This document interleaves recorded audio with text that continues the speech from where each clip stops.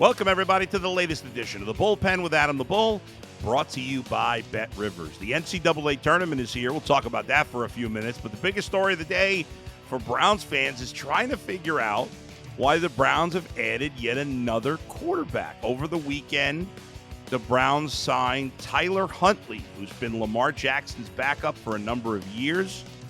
Minimal money with some incentives. In fact, the money is his actual salary is league minimum. But why bring in a third, somewhat proven quarterback, another quarterback that's played some games? I shouldn't say proven, but he's played some NFL games. In fact, he was a Pro Bowler, which is the biggest joke of all time. When the Browns already have Deshaun Watson and Jameis Winston, and there you go. They have all these quarterbacks. And what's the deal? Dorian Thompson-Robinson. I was going to say Donovan Peoples-Jones, and I'm like, it's not Donovan Peoples-Jones. He was a wide receiver.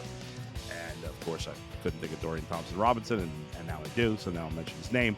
But what's happening? That's all coming up next, right here in the Bullpen with Adam the Bull, brought to you by Bet Rivers. You're watching Adam the Bull on the Bet Rivers Network. So, last season, when the season began, not when the preseason began, but, well, even to some degree when the preseason began, the Browns had nothing proven at all. Guys with almost no experience behind Deshaun Watson. In camp, the other three quarterbacks last year were Josh Dobbs, who the Browns brought back, who had barely played in the NFL. He'd been in the league for a while, but he had not really started many games. In fact, I think he'd only started one before last year. They had DTR, the fifth-round pick, who they just drafted, and they had Kellen Mond, who'd been around the league for a little bit, had been with Minnesota, but had not played much either. So the Browns really had nothing that you knew what you were going to get behind Deshaun Watson. Deshaun Watson had been coming off a year where he'd been suspended and hadn't played well the final 6 games. And then, of course, before the season last year, right before the season starts, the Browns traded away the one guy of those three who had been in the league the longest, at least, and that's Josh Dobbs. They traded him to Arizona, and the Browns went into the season, and they ended up cutting Kellen Mond, and they brought in P.J. Walker. So the Browns started the season with P.J. Walker, who actually had more playing experience than any of those other guys. Not very good. Not very good. It was terrible. But they had P.J. Walker and they had DTR. Those are the backup quarterbacks. And in the beginning of the year, myself and many others who would later criticize the Browns for not having a plan, we weren't that worried about it. You were hopeful, like Deshaun Watson, even though he missed 11 games due to suspension and didn't play particularly well, I think we all thought Deshaun was going to play better last year. And in the end, he played a little better than he played the year before. And you weren't overly concerned about an injury going into the season because he hadn't been hurt the year before. And he hadn't played the year before that. And he hadn't been hurt the year before that. So there was no, he'd been hurt a few times early in his career, and in college.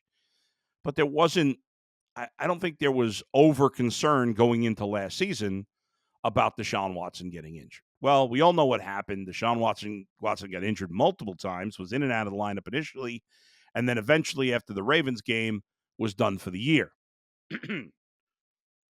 Now, where the Browns erred, in my opinion, is when Deshaun Watson got hurt the first time, when he missed the game, and DTR went in there surprisingly against the Ravens the first time and, was in over his head before he played better the second time around. We'll get more to that.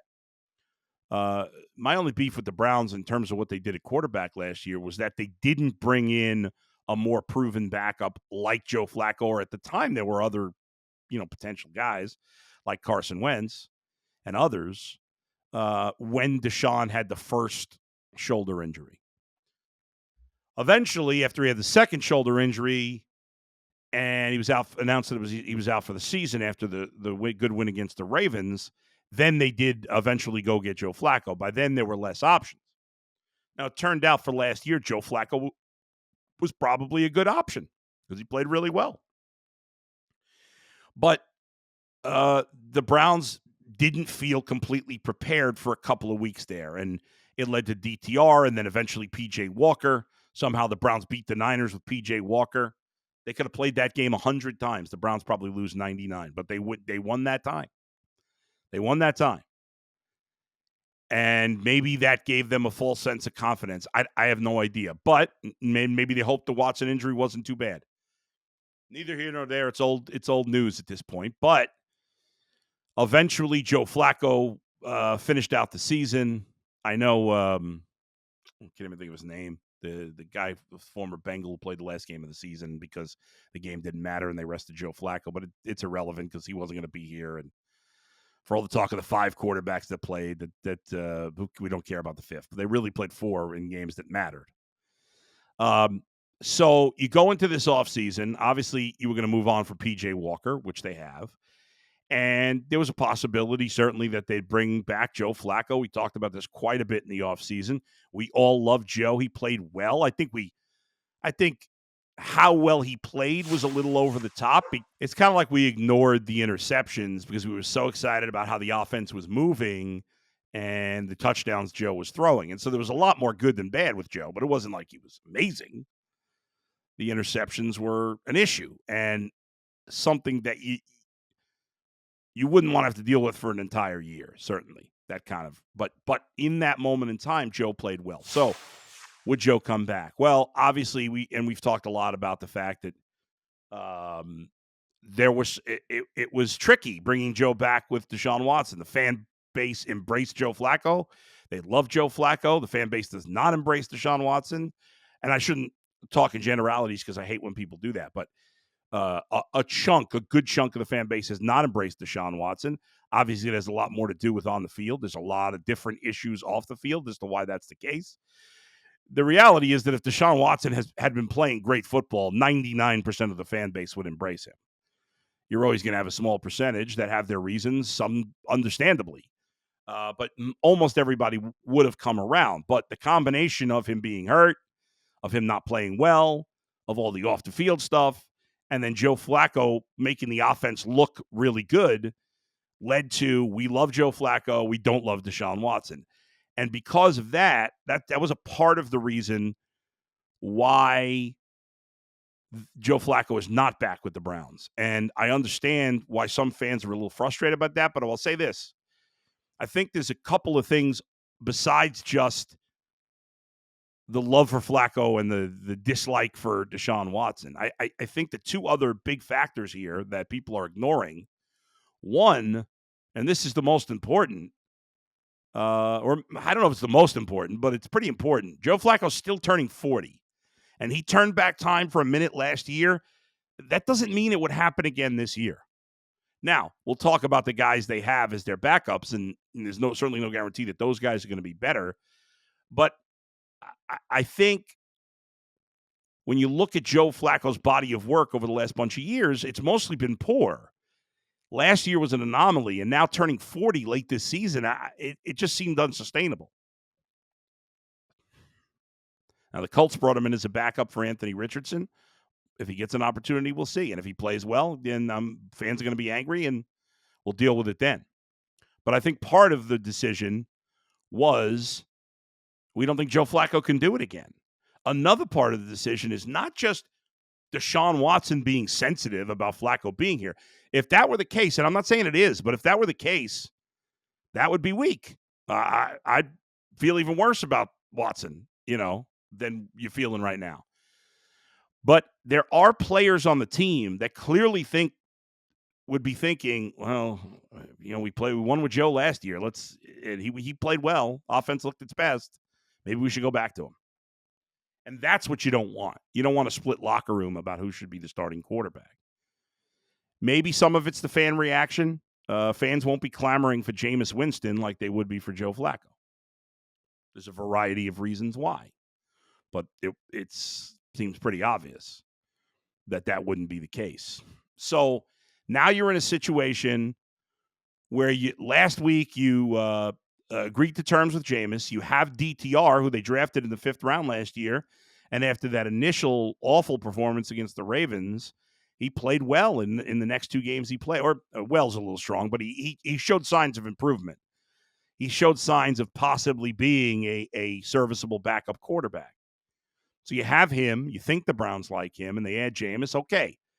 Well, already with Jameis and DTR, unlike last year where you kept P.J. Walker on the practice squad and then eventually had Joe Flacco on the practice squad and then eventually put P.J. Walker back on the practice squad and had Joe on the roster, you never had more than 2 quarterbacks on the official 53. But this year, even last week when they agreed to terms with Jameis, okay, then they're going to have 3 quarterbacks on the roster because you can't get DTR to the practice squad because he showed enough last year that somebody would probably take a chance on him and put him on a roster, some bad team at the very least. But now over the weekend, they signed Tyler Huntley. And my first reaction is, what is happening here? Now you have 4 quarterbacks that if you want to keep them, you probably have to roster them. Now, maybe I'm wrong. Maybe Tyler Huntley, maybe people look at Tyler Huntley like they do Kellen Mond, and maybe there is no difference. And maybe Tyler Huntley is either going to be a 4th quarterback on the practice squad so they don't have to worry about what they did last year, or maybe they're going to cut Tyler Huntley and, so what? I mean, obviously there wasn't any big demand for him because he had to sign a minimal contract. I look at it from Tyler Huntley's standpoint. I'm thinking there's not a team where he'd have at least a chance to compete for the backup job. I know he's not starting, but it seems like there's some teams where he could compete for a backup job. And then I thought, well, are the Browns going to let him compete for the backup job? I don't think so. Doesn't make much sense. So the thing was the move was a little puzzling to me. And I saw Zach Jackson in The Athletic speculate that, well, maybe this has something to do with the timeline for Deshaun Watson.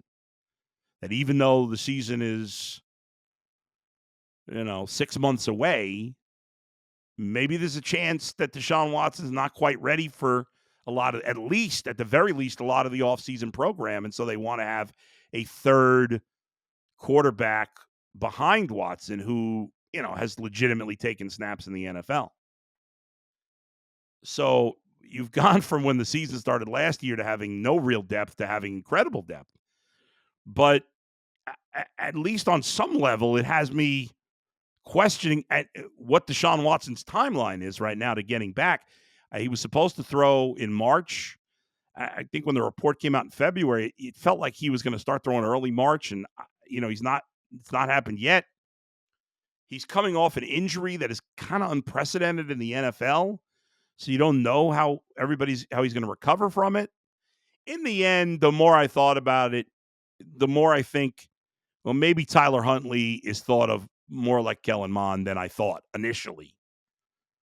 My man Earl the Pearl suggested in our chat group yesterday that maybe the Browns are thinking they could trade him at the end of camp. That's possible.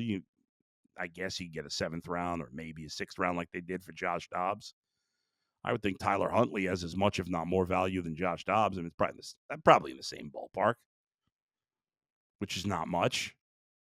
So I guess that's possible. I don't know that the Browns are, do you sign a guy just so you can maybe trade him for a 6th to 7th round pick? I don't know, but it is possible that something like that could happen.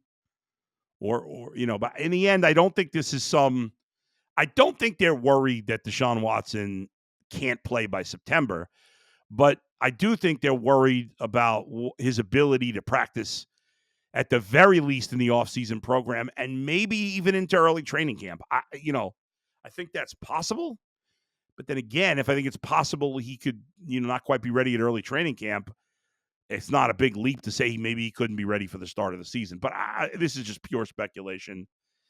And I would assume that would not be the case if he's going to be able to throw now, that he wouldn't be able to play in 6 months or 5 months and change. It doesn't make much sense, but just spitballing here because it seemed odd to sign Huntley after Jameis. Once I saw that the money was absolute league minimum with some incentives potentially, I haven't seen the details on that, but those are things you wouldn't reach unless you played. And, at this point, you wouldn't think he's going to play.